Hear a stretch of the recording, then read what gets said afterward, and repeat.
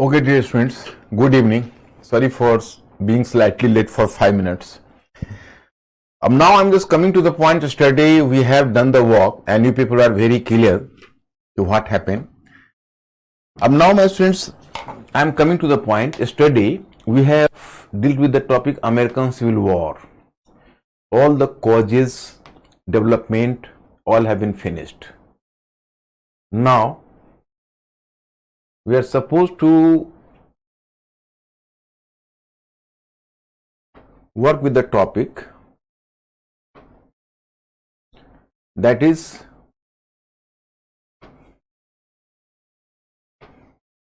just 1 minute.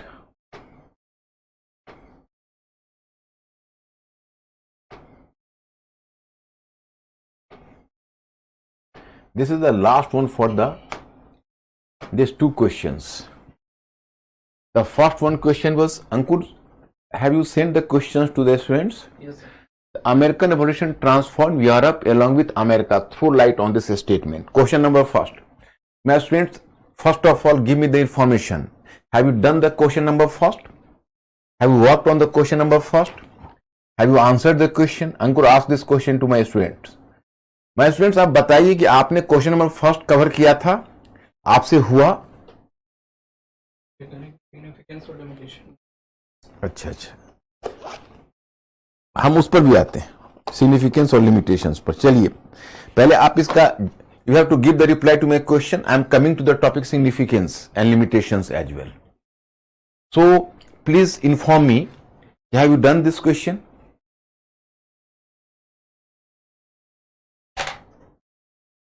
Yes or no? No. Okay. Question number 2. American Civil War proved a major step in the direction of completing unfinished agenda of American Revolution. Examine the statement. My students, please reply my question. The question number 2. Have you done this work? Question number 2. No. Okay, I will discuss, but earlier than that I have to deal with this question, and that this aspect, significance of American Civil War. It did a successful social surgery to USA, as a result of which it emerged to be the more powerful and healthy. It proved a capitalist movement due to following factors. First, after abolition of slavery, even Southern American states moved from industrialization. Therefore, USA underwent a capitalist transformation as industrialization became all-pervasive. Due to the opposition from Southern states, the government of USA could not have so far given protection to American industries. But after the Civil War, USA followed the protectionist policy in favor of its industries more than half a century. It did so at a time when the rest part of the world free trade policy was being encouraged. It was due to the success of its unequal policy that USA could emerge as the largest economy after the world wars. It is an irony that till the recent year, USA criticized India and some other countries for promoting protectionist policy. It is not merely a coincidence that the economy of USA manifested the fastest rate of growth between 1817 and 1970. Here, the abolition of slavery worked as a major trigger. Respectable position of USA among international organizations due to the prevalence of slavery system. America was criticized by European states. However, after the Civil War, slavery system was abolished through the 13th Constitutional Amendment. Aftermath, slaves were enshrined with human and political rights. In this way, the position of USA improved among international organizations and later it established as a custodian of human rights. Just let us discuss this.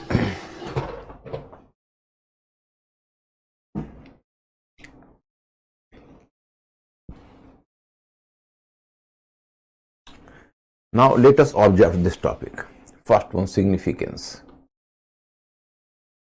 Significance.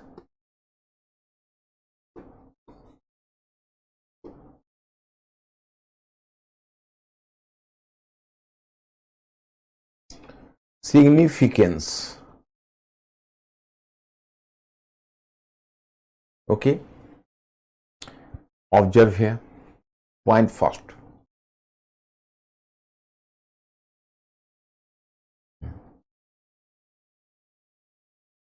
economic unification of USA led to capitalist revolution.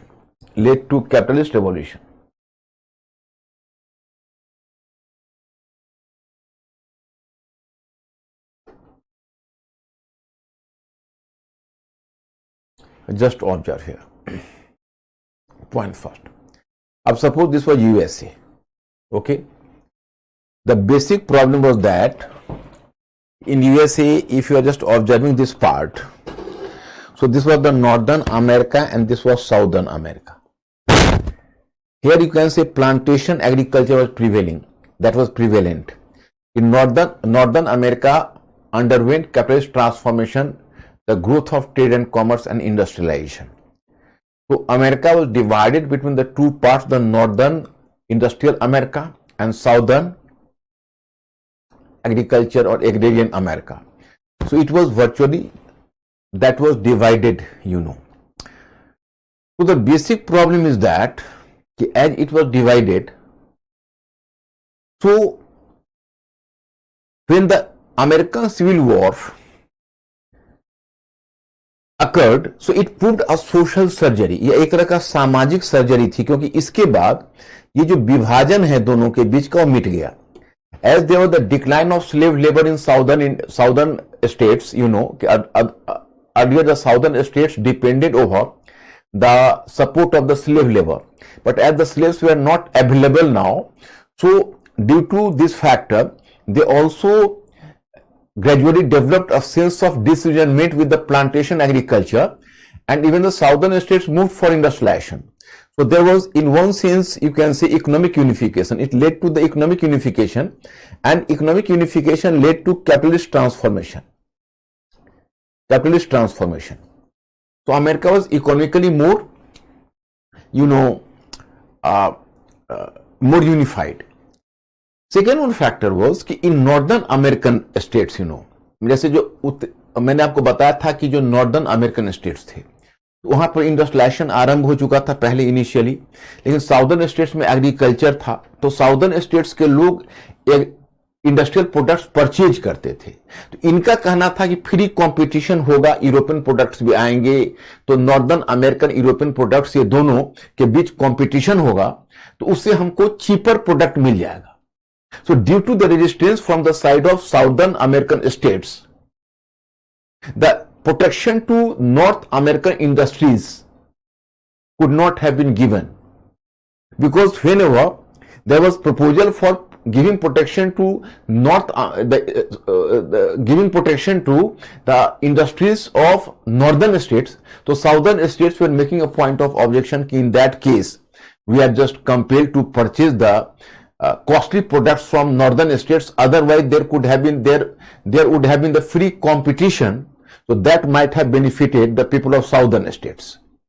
तो उनका ये कहना था कि अगर इस तरह से आप नॉर्दर्न स्टेट्स के इंडस्ट्रीज को प्रोटेक्ट करोगे, आपको तो पता है प्रोटेक्ट कैसे किया जाता है कि बाहर के जो गुड्स है उस पर हम ड्यूटी लगा देते हैं, तो नॉर्दर्न अमेरिकन प्रोडक्ट्स बिकेगा, लेकिन ऐसी स्थिति में कंपटीशन नहीं रहेगा तो प्रोडक्ट महंगा होगा, और प्रोडक्ट महंगा होगा तो साउदर्न स्टेट्स का कहना हम क्यों खरीदें, तो वो बात थी प्रॉब्लम. इसलिए नॉर्दर्न अमेरिकन स्टेट्स को प्रोटेक्शन नहीं दिया गया.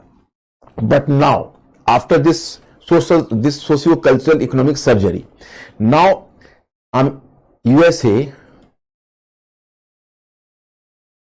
USA's government gave protection to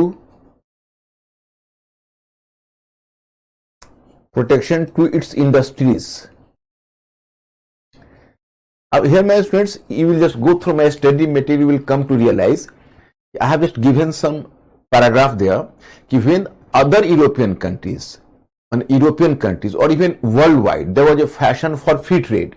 Actually, I have not so far discussed about the widely about the free trade. Here you have observed here कि this enlightenment. In case of enlightenment, you are well aware of the important thinker, economic thinker of the time, and that was Adam Smith.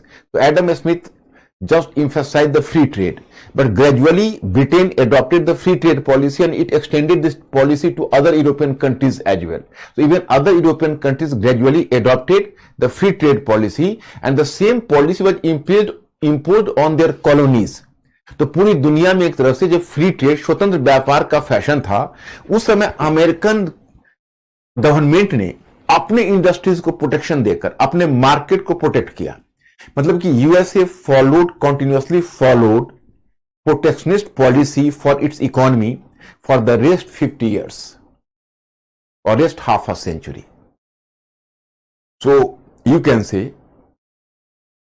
as the result of which USA could emerge to be the largest economy of the world after the two world wars. After two world wars, USA emerged to be the largest economy in the world. And then in the bracket I have mentioned there, it is really an irony that the same USA today just propagating the theory of free trade and blaming other countries for following protectionist policy from India to China.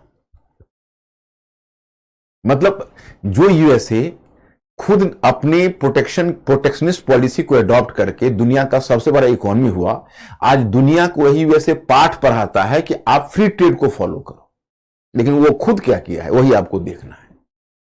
Second one you can से wide expansion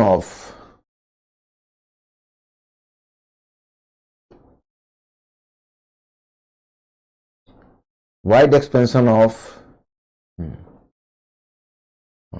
railways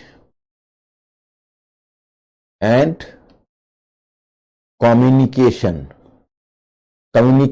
lines.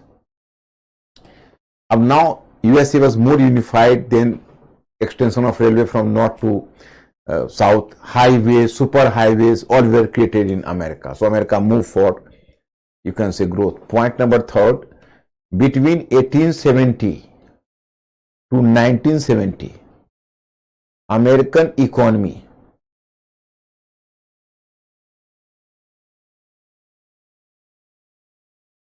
made a major jump.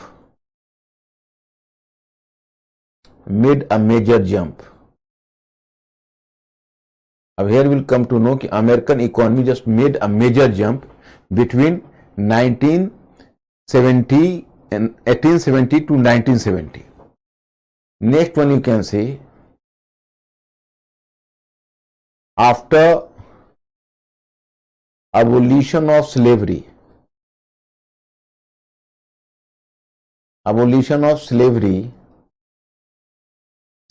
USA emerged to be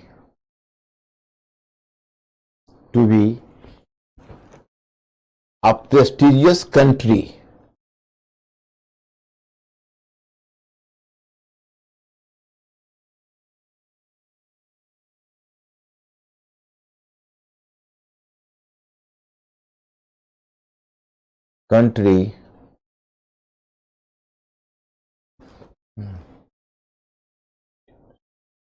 among a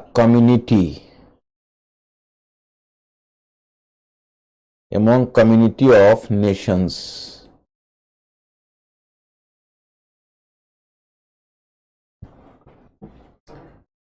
A prestigious country among community of nations. So this is the significance of American evolution, you can say. Mr. Ankur asked my students, are they clear or are you having any question to ask me? आप लोग clear हैं या? क्योंकि देखो अब abolition of slavery हुई तो America एक प्रेस्टिजियस कंट्री बना. पहले तो उस पर स्टिग्मा लगा हुआ था. यूरोपियन कंट्रीज बोलते थे कि भाई क्या बड़ी बड़ी बातें कर रहे हो, तुमने तो अपने यहाँ स्लेव रखा हुआ है. और यूरोप से स्लेवरी सिस्टम बहुत पहले एबोलिश हो गया था. तो Americans were looked down upon by European thinkers कि you after all you are just you can say still maintaining an archaic that is the slavery system. So that is supposed to be a heinous act. So after that you can say USA got prestige in the community of nations. So my students, please Now, make me clear in this topic about the significance. Are you clear? Ankur asked this question from my students. Please inform me.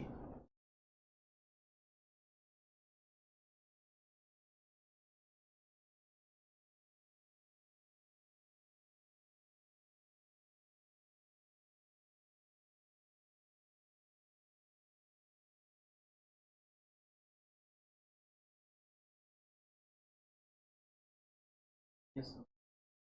सब clear है? Fourth point की जो fourth point, जैसे fourth point मैं फिर एक बार I am just speaking in Hindi so that you will be clear. Actually fourth point में मैंने बताया कि पहले यूएसए में स्लेवरी सिस्टम था, तो जो यूरोपियन कंट्रीज थे, वो यूरोपियन इंटेलेक्चुअल्स, वो अमेरिका को लुक डाउन अपॉन करते थे, उनको बड़ा नीची निगाह से देखते थे, बोलते थे कि भाई you have still maintain this so called slavery system, that is an archaic system, that should be abolished. तो जब तक यूएसए ने स्लेवरी सिस्टम को अबोलिश नहीं किया, उसके बाद जब स्लेवरी सिस्टम को अबोलिश कर दिया, तो फिर कम्युनिटी ऑफ नेशंस में उसकी प्रेस्टीज होने लगी कि हाँ, ये भी बेसिकली इसने ह्यूमन राइट्स को रेस्पेक्ट किया. And then surprisingly the same USA became the highest and largest protector of human rights in the world. और पूरी दुनिया में वो ह्यूमन राइट्स का सबसे बड़ा प्रोटेक्टर बन के बैठ गया है आज वही अमेरिका. तो फोर्थ नंबर पॉइंट यही बोलता है. third one हुई. देखो, actually after American civil war, American economy made a major gallop, a major stride. You know कि after 1870 the American economy started just became the fastest growing economy and then it maintained its pace up to 1970. माने पूरा जो 1870 to 1970 का पूरा century है, पूरा शताब्दी है, वो पूरी की पूरी सेंचुरी अमेरिकी इकोनॉमी के प्रोग्रेस की थी. 1970 का तो फिर डिक्लाइन होने लगा. 1870 मतलब अमेरिकन सिविल वॉर हुआ, स्लेवरी सिस्टम अबोलिश हुआ, इंडस्ट्रियलाइजेशन हुआ, इंफ्रास्ट्रक्चर डेवलप हुआ, transport and communication line, highway और सुपर हाईवे बना. यूएसए बेसिकली, यूएसए की इकोनॉमी है वो लार्जेस्ट इकोनॉमी बनकर बैठ गई. Limitations. The blacks remained segregated in American society even after the sanctification of constitutional and human rights. But as far as the racial discrimination is concerned, it has continued till today, and racist attacks and police encounters against black citizen are so common. My friends, I have already given to you the information yesterday. On the basis of 13th constitutional amendment, slavery system was abolished in USA, the American Congress. And then on the basis of 14th constitutional amendment and 15th constitutional amendment, the blacks and you can say black people in USA got the political as well as the civil rights, or civil rights, you know, respectively. But it was simply on the paper. The implementation was quite challenging. The white Americans, particularly from southern states, so they followed the policy of racist discrimination against Americans, you know, sorry, blacks. And you will be surprised to know that it is the saddest story in the history of the world. If the white racist, they used to catch up some black alone, they used to do lynching. मतलब lynching शब्द America से आया है. आपको पता है, black लोगों को जब व्हाइट रेसिस्ट जो साउथ अमेरिकन स्टेट्स में जो व्हाइट रेसिस्ट किसी ब्लैक को अकेले में देखते थे, तो उसका बॉडी का अंग भंग कर देते थे. उसको लिंचिंग बोलते हैं. Lynching is a very famous term in India, you find, and today you find certain examples of the lynching. But this lynching was originally, this term has been coined in USA and in context of the behavior of white towards black. तो उनको बड़ी 1960 में there was the rise of a black leader in America. You might have heard the name, Martin Luther King. He started a civil rights movement in America in 1960s. Later even this Martin Luther King was assassinated. There is a famous speech of Martin Luther King, I dream.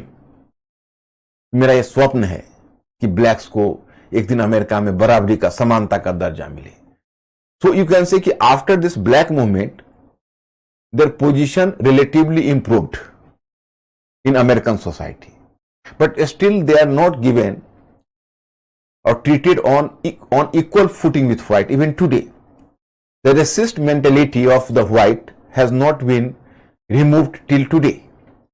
And now and then in the news you will get the news is some police encounter to the black, some you can say attack on the black. मतलब ये चीजें, कभी black को किसी church में 5-6 black को गोली मार देना, ये सब अमेरिका में आम बातें हैं, बहुत ही कॉमन चीजें हैं. और ब्लैक के ऊपर रेसिस्ट हमला, उन पर कभी कभी अटैक हो जाना, पुलिस का इनकाउंटर में बहुत सारे ब्लैक को रास्ते से हटा देना, ये सब अमेरिकन लाइफ का एक बड़ी ही कॉमन थिंग है. तो ये है इसका लिमिटेशंस कि आज भी कोई न कोई रूप में स्लेवरी सिस्टम की लेगेसी अमेरिकन सोसाइटी में एक एंटी ब्लैक मेंटेलिटी के रूप में देखा जाता है. इस आपको साउदर्न अमेरिकन स्टेट्स में दिखेगा. So that is the point. बच्चे तुम लोग प्रोटेक्शनिस्ट पॉलिसी नहीं जानते हो. आप इकोनॉमिक्स का बेसिक है ये. एक मेरा रिक्वेस्ट है आप लोगों से कि आप लोग इकोनॉमी का टॉपिक पढ़ लो, यानी सॉरी एनसीईआरटी बुक पढ़ लो. You find there the term protectionist policy. अब what is the protectionist policy? I have to make you clear. अब suppose you can say if you are giving protection to your industries, you are giving protection to your economy, so that is known as protectionist policy. मतलब protectionist policy में क्या होता है, इसको मैं हिंदी में बताता हूं तो शायद ज्यादा ठीक रहेगा. उसको कहते हैं हिंदी में संरक्षणवादी नीति. मतलब आपका इंडस्ट्रीज है और कोई आपसे पहले इंडस्ट्रियलाइजेशन किया हुआ है, तो उसका जो प्रोडक्ट है वो चीप है और आपका प्रोडक्ट कॉस्टली है. तो वैसी स्थिति में जब आपके मार्केट में खुला उसका प्रोडक्ट आएगा तो पता चला उसका प्रोडक्ट 20% चीपर है आपके प्रोडक्ट से, तो आपके जो लोग हैं, आपके जो सिटीजन हैं, वो भी उन्हीं के प्रोडक्ट परचेज करेंगे क्योंकि उनका प्रोडक्ट चीपर है. वो नेशनलिज्म की भावना में आपका कॉस्टली प्रोडक्ट नहीं लेंगे, तो आपकी इंडस्ट्री बैठने लगेगी. तो आप क्या करते हो कि 20% अगर उनका प्रोडक्ट चीपर है तो आप उनको 40% ड्यूटी लगा. आप तो खैर WTO के टाइम में इतना ड्यूटी नहीं लगाया जा सकता, मैं एग्जाम्पल के तौर पर बता रहा हूं. या 40% अगर उस पर ड्यूटी लगा देते हो, मतलब उस पर कस्टम ड्यूटी फिक्स कर देते हो, तो उसको 40% टैक्स देना पड़ेगा. तो उसका जो प्रोडक्ट है वो केवल मेकअप ही नहीं होगा, 20% आपके प्रोडक्ट से ज्यादा कॉस्टली हो जाएगा. तो आपका अपना जो होम प्रोडक्ट है वो बिकने लगेगा. That is called protectionist policy. इसी को बोलते हैं. How business cycle is responsible for American economy a major jump. Sriti, business cycle is, suppose an agrarian America was transformed into industrial America. So the whole complexion of economy was going to change. Later, I will even discuss with you a topic like industrialization in America. It was in context of this topic, I will make you clear in what way American economy made a major jump at that time. So I will discuss this topic with you.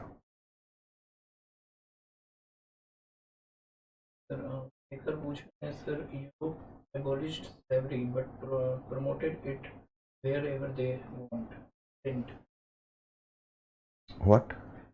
Europe abolished slavery but promoted it wherever they went. Promoted? जहाँ भी वो गए. Europeans? No, actually Europeans, in fact, they didn't abolish slavery. Shekhar, Europeans didn't abolish slavery for the fact that they were having out of compassion. No, out of compulsion. Actually, the slave labor is suited to an agrarian economy. So earlier they were just carrying production and carrying agrarian production in American continent. So slave labor was required even in Europe. But once the industrialization starts, so industrialization, you can say the slave labor is not suitable for industrialization. The demand of industrialization is the free wage and free movement of the labor. First thing. Second thing, the slave labor is unskilled labor, so they are not fit for industrialization. They are fit for agriculture. So as the industrialization started, so there was no need of slavery system. In the meantime, the criticism of slavery also started, because with industrialization, there was the rise of a strong middle class and the liberal ideas. So that's why you can say Europeans abolished the slavery, and gradually they abolished the slavery even from the colonies. You can very well imagine on the basis of Charter Act of 1833 in India, in modern history I have told you, there was a provision for abolition of slavery. And then in 1843, this was the government of Ellenborough who abolished slavery in India as well. So this was not the case that they abolished slavery there and they promoted slavery here.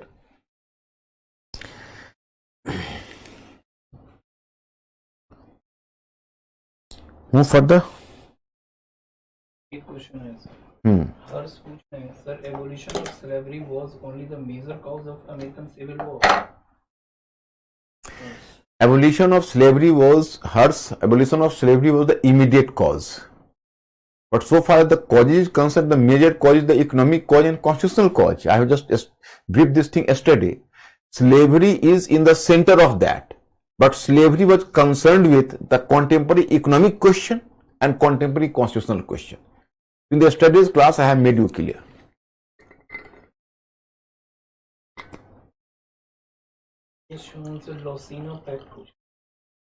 Louisiana. Who? D.S. Chauhan. Louisiana Pact means that after the Civil War, the Northern America and Northern states and Southern states, so they remained hostile to each other for some time. But after hostility, you can see that after some time, they patched up with each other. Means that now they started to open the talks. So there was the union. Once again, reunion between the two. So the reunion between the northern states and southern states became possible on the basis of Louisiana Pact of 1877. So it was once again, you can say, reunion between the two parts of America. So it worked behind the nation building. So that's why you can say that is called Louisiana Pact of 1877.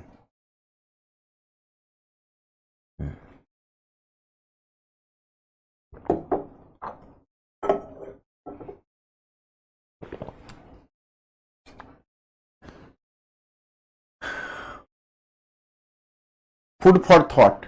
Food for thought is not for question writing. The objective of the food for thought is to make you a thinking creature. So I have given to you the food for thought so that you have to work as a thinking creature. Just try to find the statement. Why is American War of Independence treated as the revolution? It was a revolution for the fact that American War of Independence was the sequel to American Revolution in that it was with the American Civil War. It was in as a result of the American Civil War, the Declaration of Freedom could have been expanded to or could have been extended to the slaves. So that's why here the Declaration of Independence was earlier confined to the free citizen, but now they were extended to slaves as well. So in this way, it was a sequel to American Revolution. Innumerable number of colonies could get freedom in coming 1.5 centuries. Half centuries. Innumerable number of colonies could get freedom in coming 1.5 centuries. Half century होगा. Coming 1.5 century. But why did freedom of American colonies attract the attention of historians so much so that no other country could rival it? It is due to the fact that American colonies were the first colony to get independence and to become a nation. And above all, it was a revolt of white against white. It caught the attention of all intellectuals,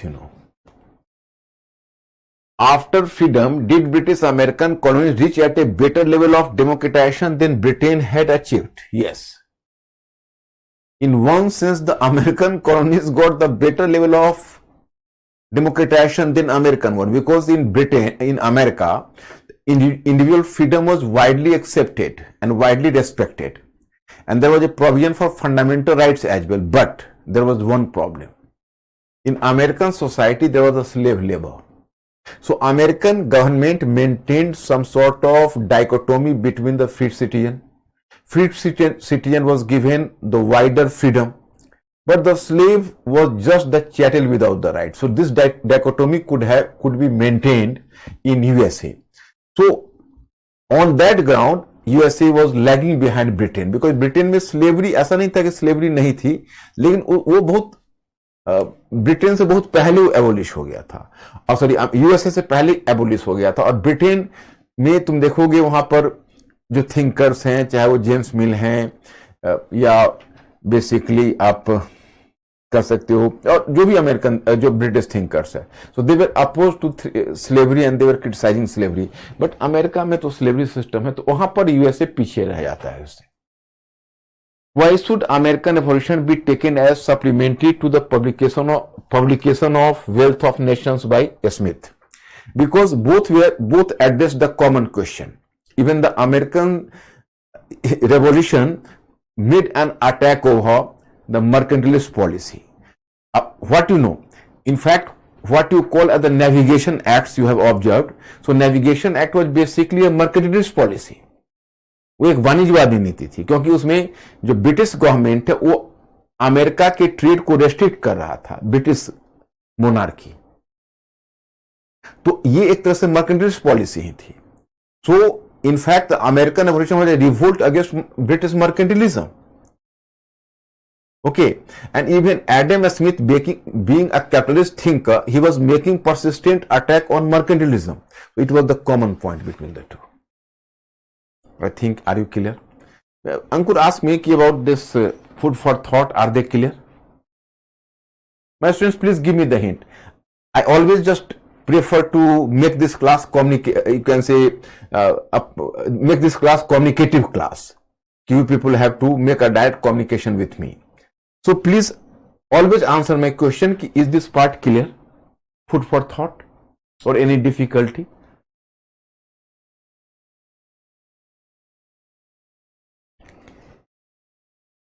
I'm getting a question too. Innumerable number of colonies could get freedom in coming 1.5 century, but why did freedom of American colonies attract the attention of historians so much so that no other country could rival it? मैंने आपको बताया था कि American जो colonies थी वो दुनिया की पहली कॉलोनी थी जिसने फ्रीडम पाया. तो जो पहला फ्रीडम पाने वाला है उस पर तो दुनिया के इंटेलेक्चुअल्स का ध्यान सबसे पहले जाएगा. It was the first colony. दूसरी बात है कि व्हाइट के अगेंस्ट में व्हाइट का रिवोल्ट था, इसलिए भी इसने स्कॉलर्स के ध्यान को ज्यादा इंगित किया. और तीसरा कह सकते हो कि आफ्टर इस freedom of American colonies, USA emerge to be the largest and most powerful country in the world, largest economy and the most powerful country. इसलिए भी ये अमेरिकन रेवोल्यूशन बड़ा इंपॉर्टेंट हुआ कि भाई ये रेवोल्यूशन में ऐसा क्या था कि उससे इंडिपेंडेंट होने के बाद अमेरिका पूरे दुनिया का पावर बन गया. तो इसलिए भी इंटेलेक्चुअल से ज्यादा अट्रैक्ट होते हैं. Why should American revolution be taken as supplementary? ये तो मैंने आपको बताया था. मुझे लगता है कि शायद इंग्लिश में बोल गया इसीलिए दिक्कतें हो रही है आपको. मैंने बताया कि देखो, वाणिज्यवादी नीति मर्केंटिलिस्ट पॉलिसी में बहुत पहले से आपको बता रहा हूं. मर्केंटिलिस्ट पॉलिसी में क्या होता है कि उसका एक पार्ट है कॉलोनियलिज्म, जो चौथा पॉइंट मैंने बताया था कि कॉलोनियलिज्म. और उसमें कॉलोनियलिज्म ये मानता है कि colony does not have its own identity, rather the colony has to work for the betterment of the mother state, यानी मेट्रोपॉलिटन स्टेट. मतलब जो कॉलोनी होती है, उपनिवेश होता है, उसको अपने मातृ देश के हित में काम करना चाहिए. This is the basic emphasis of colonialism. Okay, तो मर्केंटिलिज्म भी कॉलोनियलिज्म भी मर्केंटिलिज्म का ही पार्ट है. तो जब ब्रिटिश गवर्नमेंट ने जब अमेरिका पर नेविगेशन एक्ट थोपा था कि आपको ब्रिटिश जहाज में ही, शिप में ही अपने प्रोडक्ट को ले जाने हैं, आपको ये दो प्रोडक्ट आपको ब्रिटिश मर्चेंट्स के हाथ ही बेचने हैं, जो आपको बताए थे मेज था और दूसरा कौन सा आइटम था, टोबैको था. तो ये सब जो रिस्ट्रिक्शन है वो मर्केंटलिस्ट पॉलिसी का लक्षण है। तो अमेरिकन पीपुल ने जब रिवोल्ट किया तो मर्केंटलिज्म के अगेंस्ट में रिवोल्ट था बेसिकली। और जब ब्रिटिश, और उसी प्रकार से जब एडम स्मिथ जो इकोनॉमिस्ट है उसने सीधा हमला वेल्थ ऑफ नेशंस में मर्केंटलिस्ट पॉलिसी पर किया। So the objective of both American revolution and the wealth of nations which was composed by Hume, that is Adam Smith. So both are going to converge on a single point, there was a common convergence between the two. यही दोनों के बीच एक similar point है। क्या अंकुर okay है? तो सारा question तो पूछ ही लिया पहले ही, क्यों नहीं बचा क्या? वही मैंने 2 बताया, 4th बताया, तो 3rd भी पूछ ही लो। Why is American war of independence treated as the revolution? अरे सीधी सी बात है, रेवोल्यूशन कोई मेजर चेंज लाता है। अब मैं तुमको हिंदी में बताता हूं सचिन, मैं समझ गया प्रॉब्लम यहां इंग्लिश हिंदी की आ जा रही है ना। एक्चुअली क्या है कि अमेरिकन रेवोल्यूशन ने क्या किया, लोगों की स्वतंत्रता की घोषणा की, इंडिपेंडेंस को डिक्लेयर किया, लेकिन वो बहुत उसमें कंजूसी की। अमेरिकन ने कहा कि स्लेव्स पर ये लागू नहीं होता, तो आधी जनसंख्या को स्वतंत्रता दी और आधी को नहीं दी। और अमेरिकन सिविल वॉर हुआ तो फ्रीडम स्लेव्स को भी मिला, तो सारी जनसंख्या को फ्रीडम मिला। तो इसका मतलब 50% काम अमेरिकन रेवोल्यूशन ने किया और 50% काम अमेरिकन सिविल वॉर ने किया। That's why American Civil War is supposed to be the extension of American Revolution, supplementary to American Revolution or corollary to American Revolution. अब तो क्लियर हो गया हो? ओके? सभी को समझना है। No one had to miss the bus. It's my objective. All of you have to walk. So अब 2 questions जो मैंने रखे हैं आपको, आपने क्यों ट्राई नहीं किया? देखो कितना आसान है। American revolution transform Europe along with America through light on this statement. माने अमेरिकन रेवोल्यूशन है, उसने अमेरिका के साथ साथ यूरोप को भी ट्रांसफॉर्म किया। इस पर अपना प्रकाश, इस कथन पर प्रकाश डाली। American revolution didn't simply affect American colonies but also contemporary Europe. This is introduction. In both the regions, through strengthening the power of middle class, the revolution paved the way for future change. मैंने दोनों जगहों पर middle class के power को बढ़ाते हुए जो American revolution है उसने फ्यूचर चेंज का रास्ता तैयार कर दिया। After the revolution American countries, ये आपका थीसिस है, strengthening the power of the middle class. क्योंकि मिडिल क्लास के पावर को तुम स्ट्रेंथन करते हो, मिडिल क्लास को मजबूत बनाते हो, मध्य वर्ग को, तो मध्य वर्ग आगे का चेंज लाता है। तो अमेरिकन रेवोल्यूशन ने भी मध्य वर्ग को मजबूत बनाया, मिडिल क्लास को। और यूरोपियन और यू कैन से सॉरी, जो अमेरिकन रेवोल्यूशन है उसने अमेरिका के मिडिल क्लास को भी मजबूत बनाया और यूरोप के मिडिल क्लास को भी। क्यों? आप कहोगे यूरोप का मिडिल क्लास कैसे मजबूत हुआ? तो एक कहावत है जो शायद तुमने से, खरबूजे को देखकर ही खरबूजा रंग पकड़ता है। तो after having been inspired by American middle class, even European middle class was encouraged to bring the change. So that's why. After the revolution, American countries got freedom and it underwent phase of reformulation and transformation in following manner. जैसे अब after the revolution है, वो American countries है, वो got freedom and it underwent a phase of रिफॉर्मुलेशन and transformation in following manner. जैसे अब जब revolution हुआ तो जो अमेरिकन कंट्रीज है उसको स्वतंत्रता मिली और इसने अपने नीतियों में कुछ महत्वपूर्ण परिवर्तन लाए। 1. In 1789 at Philadelphia, American Constitution was framed and USA became the first nation to adopt a written constitution. मतलब ये सभी आप लोग जानते हो कि फिलाडेल्फिया के कांग्रेस में अमेरिका को एक रिटन कॉन्स्टिट्यूशन मिला। दूसरा, USA emerge to be the first modern republic. Is it clear? Third, USA was the first nation to experiment with federal model of the government. The federal model, it was the first experiment in USA, you know. It encouraged the process of democratization of British Parliament. In the same manner, American Revolution transformed. Although there was no provision for universal adult suffrage. Although there was no provision for universal adult suffrage. Universal adult suffrage का मतलब है कि सभी को मताधिकार, क्योंकि limited franchise मिला था। अमेरिकन रेवोल्यूशन के बाद भी सभी को वोटिंग राइट नहीं मिला था, लिमिटेड फ्रेंचाइज मिला था। क्योंकि आपको एनलाइटेनमेंट भी तो याद है कि the government should be for the people but not by the people. So in fact universal adult suffrage was not accepted, but it gave a serious jolt to aristocrats and privileged section, and it implicitly recognized the primacy of the people as preamble of the American Constitution. It starts with a statement, we the people of America.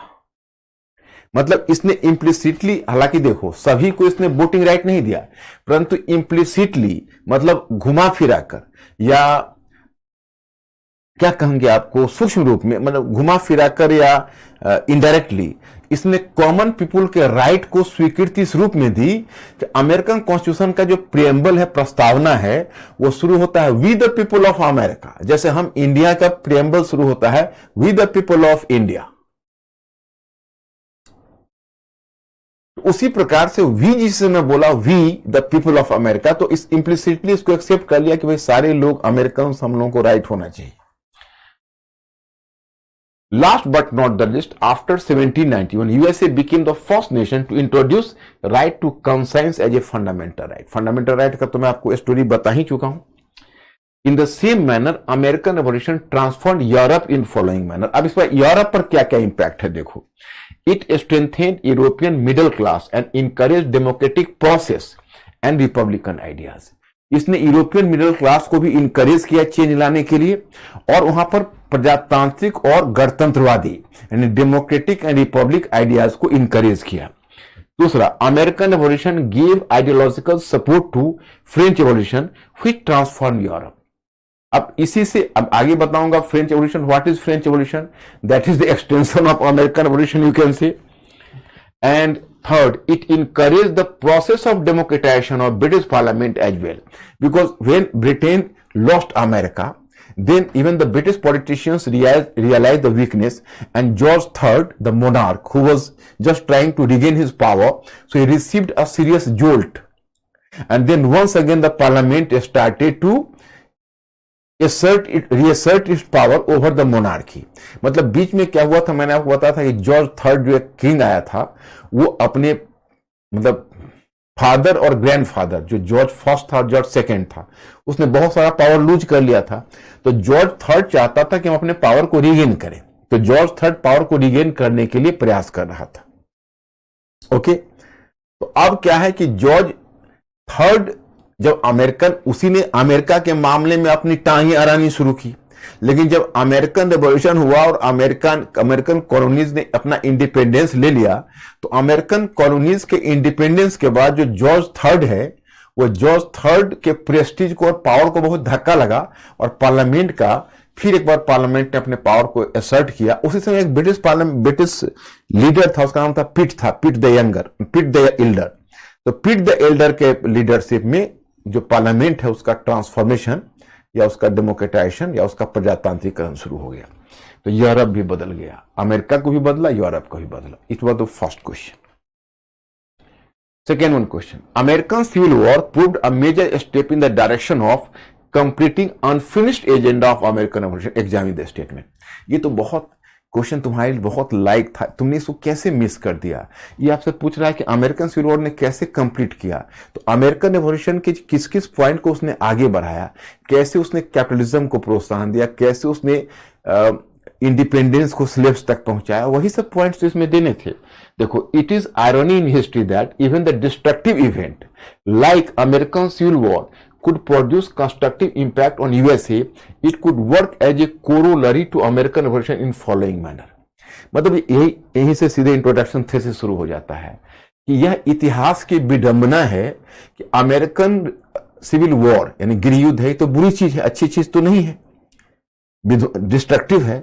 तो ऐसा destructive event का भी इतना constructive मतलब impact हो सकता है, मतलब कोई इतनी विध्वंसात्मक घटना हो जिसका इतना रचनात्मक प्रभाव हो, वो American civil war.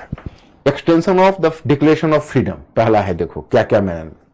In fact, this declaration was not applicable to slaves, but American Civil War expanded it to and enforced it even in context of slaves. For example, slavery was abolished on the basis of 13th Constitutional Amendment, and slaves were conferred civil and political rights. बीच में point missing कर दिया। On 13th Constitutional Amendment and on the basis of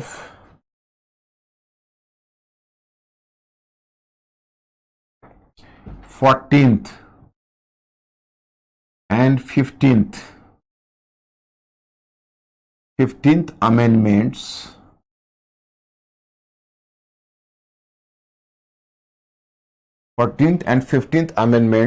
were conferred civil and political rights on slaves. Strengthening of American Federation. In American Federation, some sort of imbalance was being created due to growing weightage of slave states in lower chamber, House of Representatives, but abolition of slavery corrected the situation as it ended the dichotomy between slave states and the free states. मतलब इसने federal system को भी पहले से ज्यादा बेहतर किया, क्योंकि पहले जो फेडरल सिस्टम था वो लॉप साइडेड हो रहा था, उसका साउदर्न स्टेट्स के प्रति ज्यादा टिल्ट ले रहा था। वजह क्या थी कि चूंकि स्लेव को भी काउंट करते थे और जो स्लेव स्टेट्स थे वो पावरफुल होते जा रहे थे, तो जब स्लेवरी को अबोलिश किया तो फेडरल सिस्टम में भी एक तरह का बैलेंस आ गया। Third, as a capitalist movement, Civil War ended economic division of USA as well. USA was divided between industrial north and agrarian south. मैंने कई बार डिस्कस किया है। But after the abolition of slavery, the plantation agriculture of Southern America received a major setback. So even Southern states होना चाहिए। Even Southern states also move for, यहाँ पर भी Southern states बेहतर होगा। Received a major setback. So even Southern states also moved for industrialization. Furthermore, construction of railways, highways, superhighways, etc. became easy during the Civil War era, post Civil War era. Thus, American Civil War can be characterized the second American Revolution. अब देखो, ये आपको बता रहा है कि इससे America में कैपिटलिज्म का प्रोग्रेस हुआ, इंफ्रास्ट्रक्चर डेवलप हुआ, रेलवेज, हाईवे, सुपर हाईवे का डेवलपमेंट हुआ, और इंडस्ट्रियल नॉर्थ और एग्रेरियन साउथ के बीच का डिवीजन फिनिश हो गया। तो ये कहीं ना कहीं कैपिटलिज्म जो रेवोल्यूशन, कैपिटलिस्ट रेवोल्यूशन चला आ रहा था, उसको आगे बढ़ाया। तो मतलब कि अमेरिकन रेवोल्यूशन का कोरोलरी है, उसका पूरक है। अब ये देखो, यही दो क्वेश्चन है। अब you people have to, this topic has been finished, American civil War, and now we are ready to start French revolution. But please give me the clean chit first. Are you clear और anywhere you find difficulty? Mister Ankur ask my students, please my students be fast and inform me what your situation.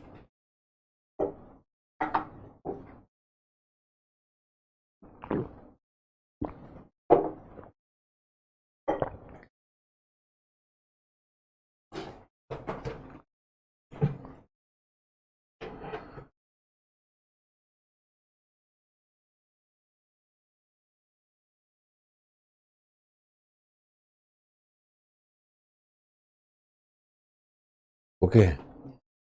Okay.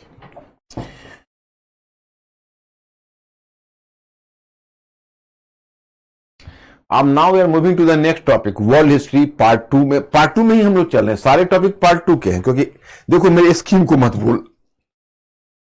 मेरा scheme है, एक बार बता दूं, देखो मेरा scheme है part 2 में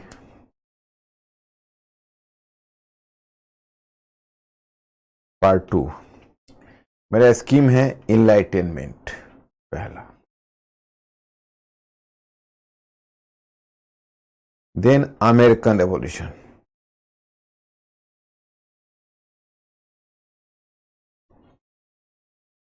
अब देखो actually the topic we are going to take this topic French revolution, So that is directly linked. French Revolution 1789 to 1815. So this topic is going to be linked directly to 1815 directly to French revolution, माने American revolution का जो direct linkage है changes का वो French revolution के साथ है और हम लोग को चेंजेज अंडरलाइन करना है। बट इसमें अमेरिकन सिविल वॉर को एक मिड कोर्स में रख देते हैं। अमेरिकन सिविल वॉर हमारा टारगेट नहीं, एक्चुअली वो अमेरिका के इंटरनल मैटर है, हालांकि वर्ल्ड को भी इंपैक्ट किया है बट अमेरिका का इंटरनल मैटर है।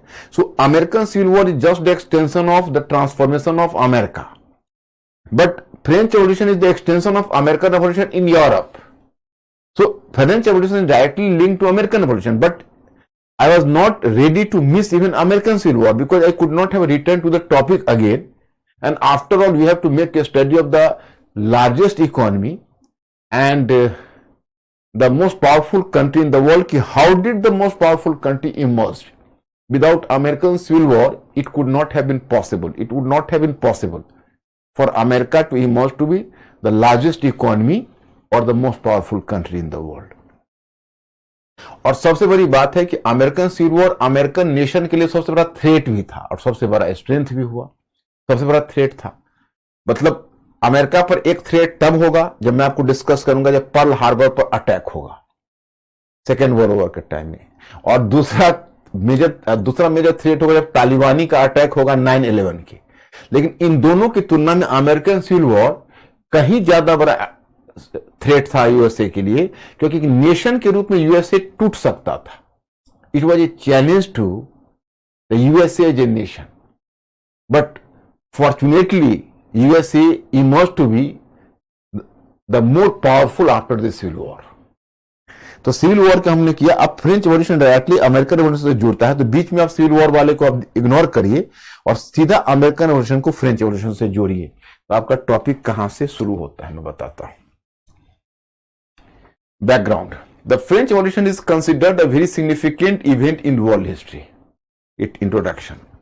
The process of transformation of the Middle Age into the modern one, which had started from the period of Renaissance and Reformation, was completed during this period. Furthermore, a series of modern institutions came into existence in the course of the French Revolution. In fact, French Revolution should not be evaluated in isolation, rather it should be taken as the continuation of the event taking place right from time of Enlightenment. On one hand, the American Revolution encouraged the French Revolution in terms of ideological factors, and the success of middle class gave new consciousness to the revolution on the other. देखिए, actually एक general introduction है, इसमें कुछ ऐसी बात नहीं। इसमें आपको यह बताया जा रहा है कि जो अमेरिकन रेवोल्यूशन है वर्ल्ड का एक बहुत ही इंपॉर्टेंट इवेंट है वर्ल्ड हिस्ट्री में, और जो हम लोग यूरोप के मॉडर्नाइजेशन की बात कर रहे थे जो रेनेसां रिफॉर्मेशन के साथ शुरू हुआ था, वो फ्रेंच रेवोल्यूशन में जाके एक तरह से कंप्लीट हुआ ट्रांसफॉर्मेशन, और यह इनलाइटेनमेंट का अगला स्टेप था, अगला स्टेज था। और जो अमेरिकन रेवोल्यूशन ने जो बैकग्राउंड तैयार किया था उसको फ्रेंच रेवोल्यूशन ने आगे बढ़ाया और यूरोप में उसको बढ़ाया और यूरोप में उस आइडियाज को फैलाया फ्रेंच रेवोल्यूशन, और पूरे यूरोप को ट्रांसफॉर्म करेगा। एक जनरल इंट्रोडक्शन है। French revolution tried to answer the questions which had been awaiting before Europe till 1789। ये डेविड थॉमसन का कोटेशन है। डेविड थॉमसन एक हिस्टोरियन है, उसने कहा कि French revolution was just an answer to the question which had been looming large on the head of Europe before 1789। क्योंकि ये रेवोल्यूशन 1789 में हुआ है, तो कहा कि भाई फ्रेंच रेवोल्यूशन जिसको आप कहते हो वो फ्रेंच रेवोल्यूशन एक ऐसे क्वेश्चन का जवाब था जो 1789 से पहले यूरोप के सामने वो क्वेश्चन उपस्थित था। दीज क्वेश्चंस, माने एक क्वेश्चन नहीं कई क्वेश्चन हैं। These questions were such as relations between monarchy and the middle class, monarchy and aristocratic class, aristocratic class and middle class, and lastly middle class and lower class. मतलब कि जो French revolution है, मैं यहीं पर आपको बता देता हूं, वो एक तरह से it was answering the question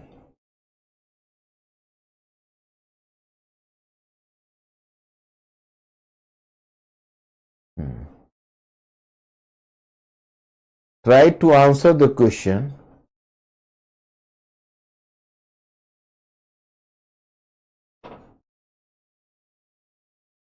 अब देखो मिडल एज से ही ये मुद्दा उठा हुआ था। एक मुद्दा था monarchy and aristocratic class. Aristocratic class मतलब मोनार्की और एरिस्टोक्रेटिक क्लास में क्या रिलेशन है, मतलब क्या फैसला होगा जो शुरू से फ्यूडलिज्म की एरा से ही चला आ रहा था, उसका आंसर करने का प्रयास किया। दूसरा मोनार्की एंड मिडिल क्लास। आप देखते हो कि मर्केंटिलिज्म की एरा से दोनों के बीच संबंध था, तो ये मोनार्की और मिडिल क्लास का क्या रिलेशनशिप रहेगा आगे, वो तय करने की कोशिश फ्रेंच रेवोल्यूशन ने की। और तीसरा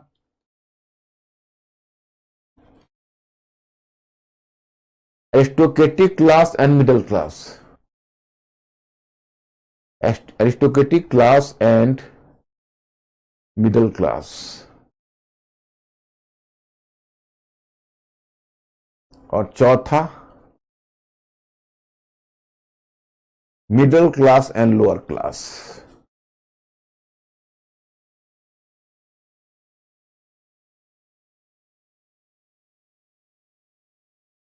अब मैं students you should not get confuse at all.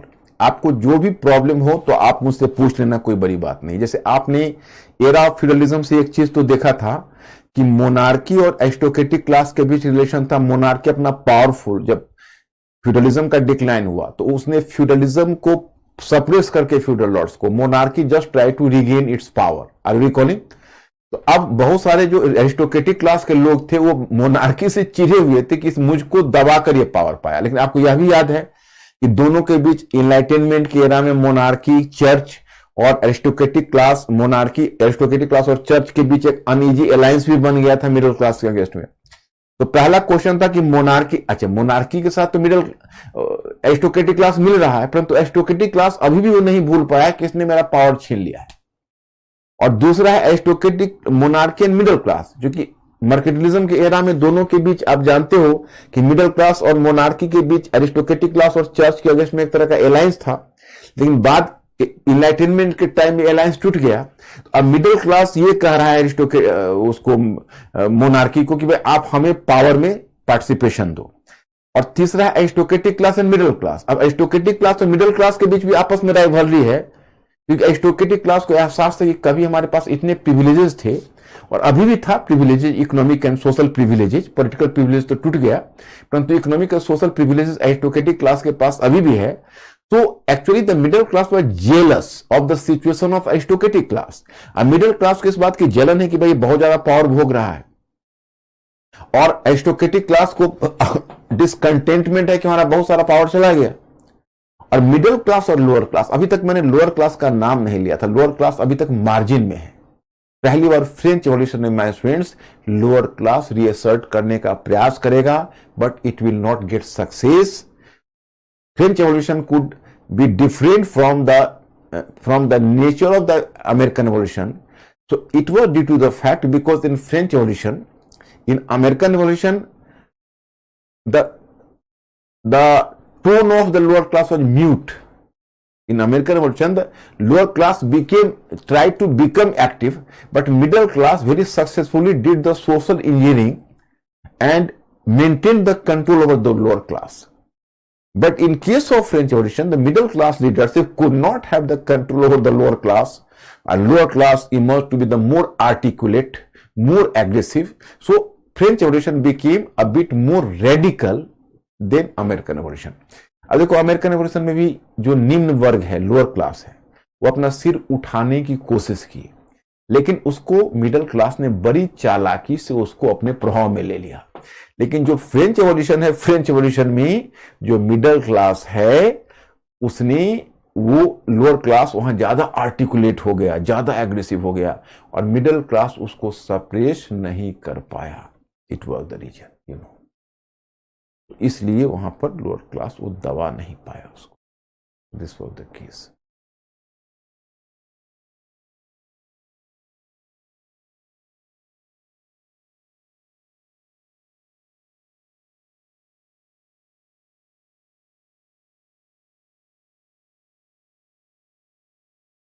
Okay, अब नाउ नेक्स्ट वन,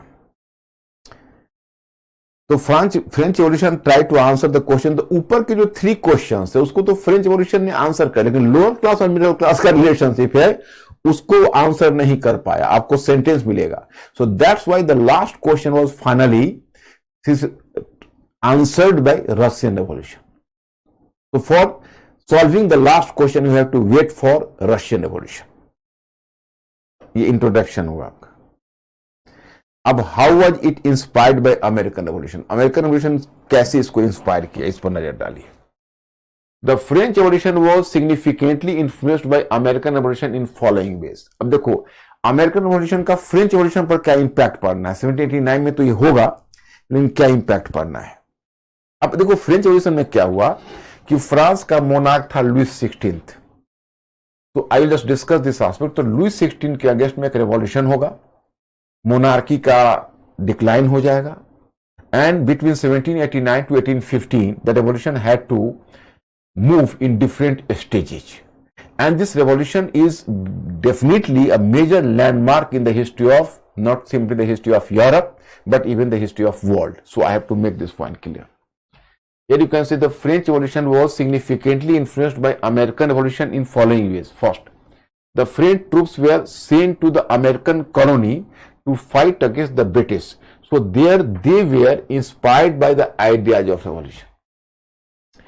अब क्या हुआ कि here I have to inform you one thing which is you are not possibly having the information here.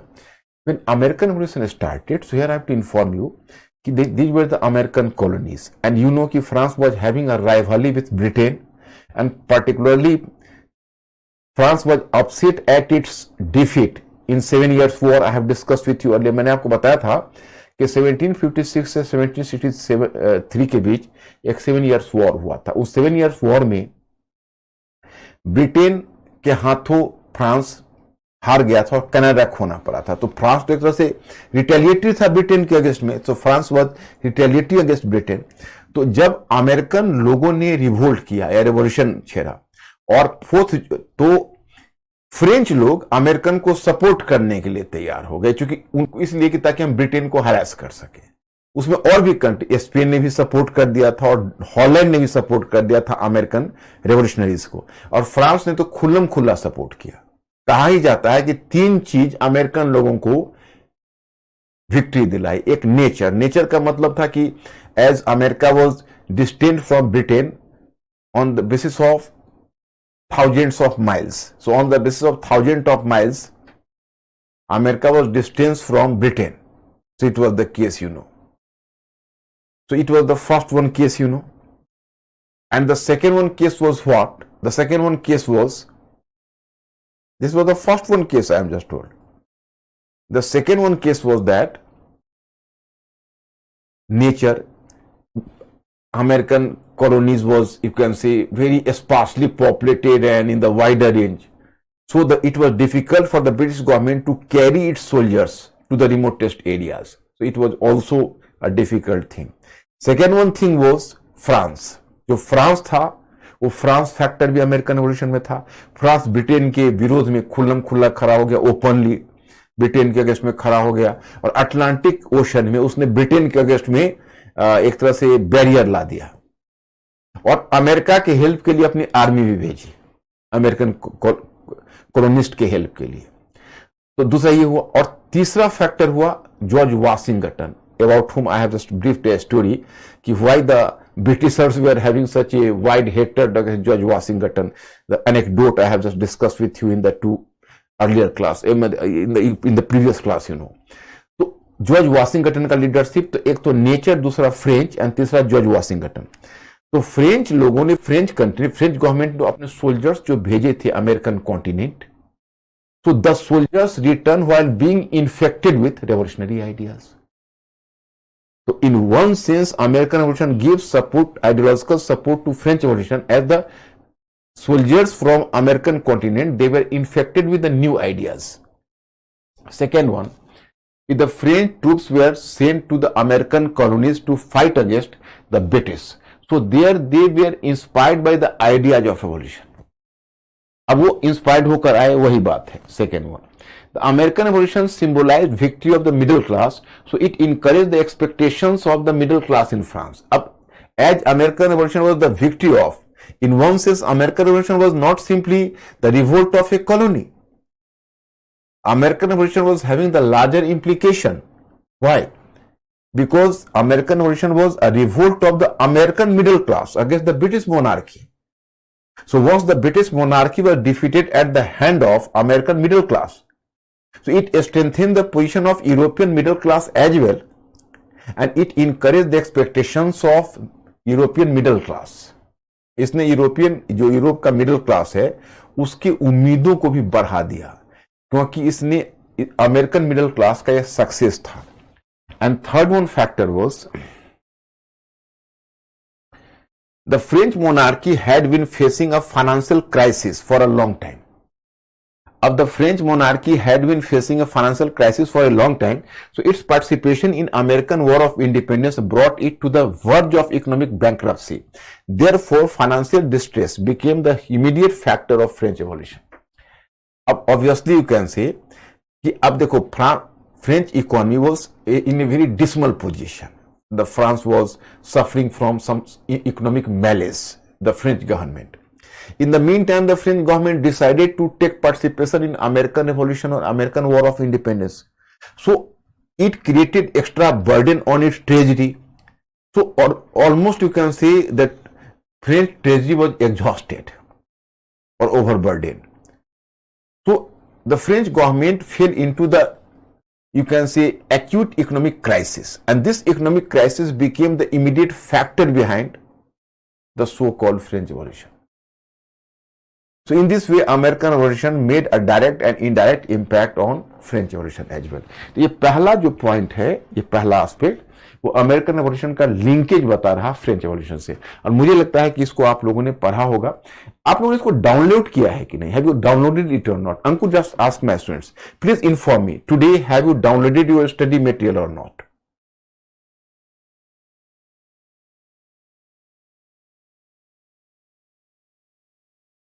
Please inform me. I'm just waiting for your answer.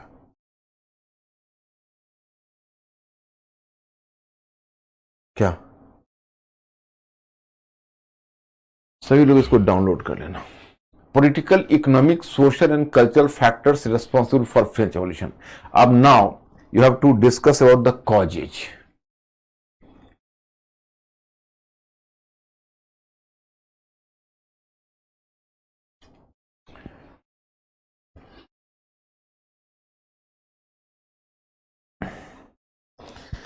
My students, I am discussing about the देखो causes of French Revolution.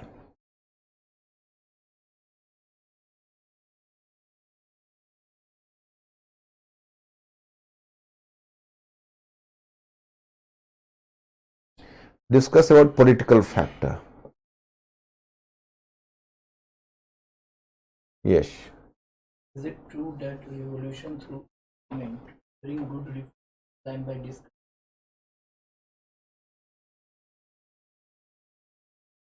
Jatin, actually, your question is not much clear, but so far I understand you are giving more credit to ideological factor like enlightenment than the discontentment of the people behind the revolution. But Jatin, you have to be clear about the fact that the ideological factor works if the situation is ripe for it. मतलब enlightenment को तभी लोग accept करेंगे या intellectuals जब उनमें एक unrest होता है, बेचैनी होती है.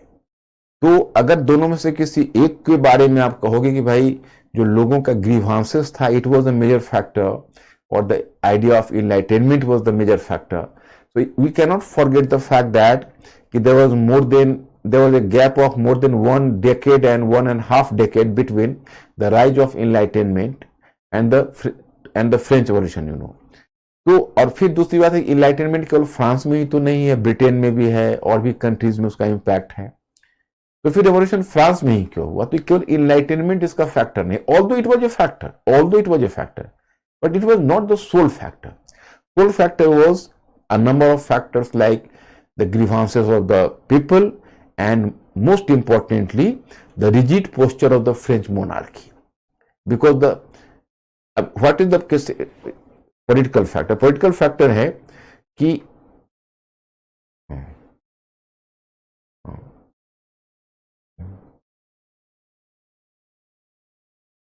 The power and position of French monarch, power and position of French monarch Louis XVI. Louis XVI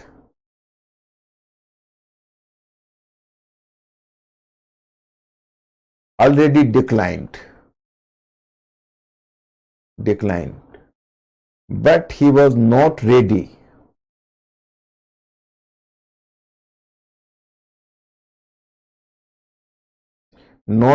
to lose his pretension. He was not ready to lose his pretension as an autocratic ruler. Now, here you will get the information. Whenever you will observe the history of France, you will come to know that Louis XIV used to be a very powerful monarch in France. He was characterized as the Sun King, and the French monarch was definitely Louis XIV. Louis XIV was a very powerful monarch. He dominated whole of France, not simply France, but even he dominated European politics. But his successor Louis XV was rather weak. He ruled for a long time, starting from 1715 to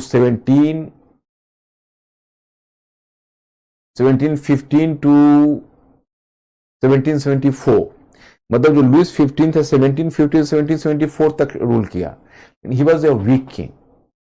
And do you know कि during the period of Louis 15th, the position of French monarchy declined so much so, whenever the Louis 15th he died and his dead body was carried out from his palace, so some, you can say, hooligan or some you can say the critic of the French monarchy, so he wrote on the wall too late. मतलब कि जब Louis 15 का dead body जब निकाला गया उसके palace से, तो किसी शरारती तत्व ने उसके पैलेस पर लिख दिया टू लेट, मतलब अब ये भारे के लिए खाली है. ये स्थिति फ्रेंच 15th मोनार्की हो गई. और जो लुइस 16 था, he was successor, he was not having the acumen for carrying the governance. He was not, you can से, prepared to rule. He was not fit for carrying the efficient government, but his position and power declined. He ruled between 1774 to 1789, but even he was not ready to give up the pretension that we are not a powerful monarch. He just tried to behave like Louis XIV, but he was lacking the power, acumen and sagacity of the Louis XIV. मतलब उसमें न शक्ति थी, न उतनी बुद्धिमत्ता थी, उतना विवेक था, लेकिन फिर भी वो लुइस 15 का ही, लुइस 14 का ही नकल करना चाहता था. तो मतलब कुल मिलाकर बात यह तय हुई कि Louis 15 and 16 a weak ruler था, लेकिन वो अपने ऑटोक्रेटिक बिहेवियर को छोड़ने के लिए तैयार नहीं था. तो पॉलिटिकल में आप इतना ही ध्यान रखना. Then you are coming to observe here the economic factor. अब इकोनॉमिक फैक्टर में मैं आपको बताना चाहता कि normally the earlier historians like Karl Marx etcetera, so he tried to, the economic factor में Karl Marx etcetera, so he just tried to emphasize as the economic factor कि the economic decline of France was accountable for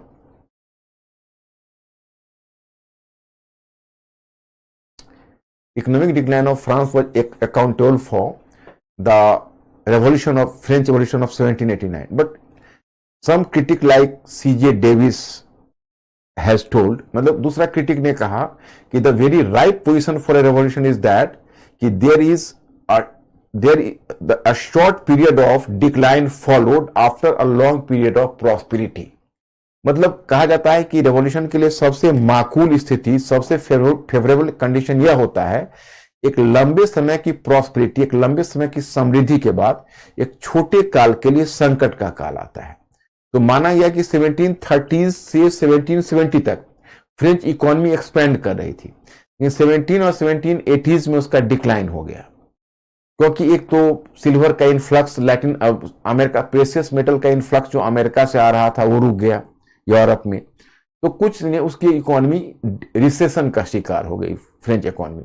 और तभी 1789 में crop failure 1788-89 में consecutively हो गया। तो crop failure जब हुआ तो लोगों में इकोनॉमिक अनरेस्ट हुआ, और इकोनॉमिक अनरेस्ट ने रेवोल्यूशन के लिए माहौल तैयार कर दिया। मतलब अगर कोई लगातार इकोनॉमिक परेशानी में है, इकोनॉमिक मैलेस में है, तो वो तो अपने सिचुएशन से कॉम्प्रोमाइज कर लेता है, लेकिन अगर एक लंबे समय तक उसने प्रॉस्पेरिटी को एंजॉय कर लिया है और तब जब इकोनॉमिक डिक्लाइन का सिचुएशन आता है तो वो रेवोल्यूशन के लिए बड़ा ही फेवरेबल कंडीशन तैयार करता है। तो ये इकोनॉमिक फैक्टर को भी तुम उसी तरीके से देख लोगे। तो अब मैं आज आपको बता देता हूं कि कल आप लोगों को पढ़ के कहां तक आना है। ये कॉजेज पढ़ लेना पूरा, और why did the revolution occurred in France not in other regions, माने why did revolution occurred in France but not other regions in Europe, ये पढ़ लेना है आपको। Then progress and nature of revolution 1789 to 1815 में पहला फेज है, first phase, उसको पढ़ लेना है। Abolition of feudalism, declaration of rights, framing of new constitution, phase of radical republicanism, positive contribution of Jacobian, मतलब सेकेंड फेज तक आपको पढ़ लेना है। Second phase limitations of Jacobian government, इतना तक आप लोग पढ़ के आना। I will discuss with you tomorrow. So my students, I am stopping here. Thank you very much. I will see you tomorrow.